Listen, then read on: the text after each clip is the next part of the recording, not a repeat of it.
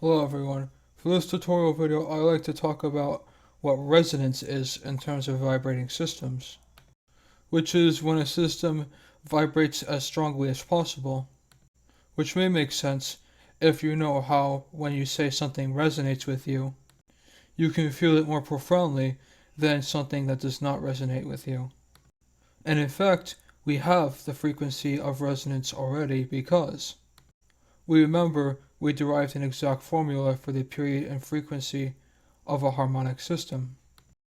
Before, we discussed how friction works.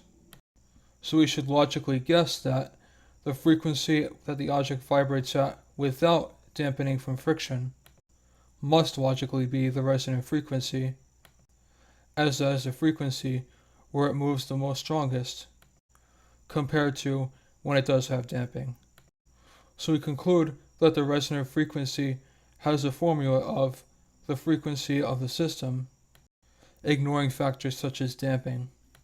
So this means if you have it any greater or any lesser than the resonant frequency, the vibration will not be as pronounced, or the vibration will be more difficult to produce than if you do it exactly at the resonant frequency.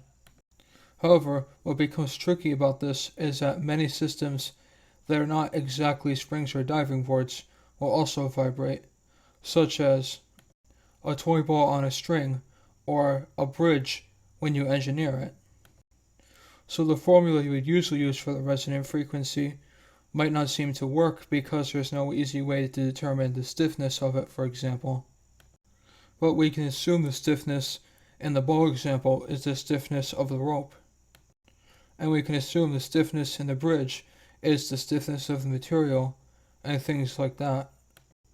So we would just have to be creative in identifying what the mass and stiffness actually is before we apply the resonant frequency formula to it.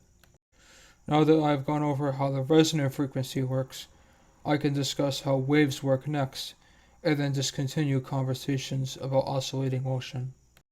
Don't forget to subscribe if you found this video informative, and make sure to see other tutorial videos, and follow me on either Facebook or Twitter for more content.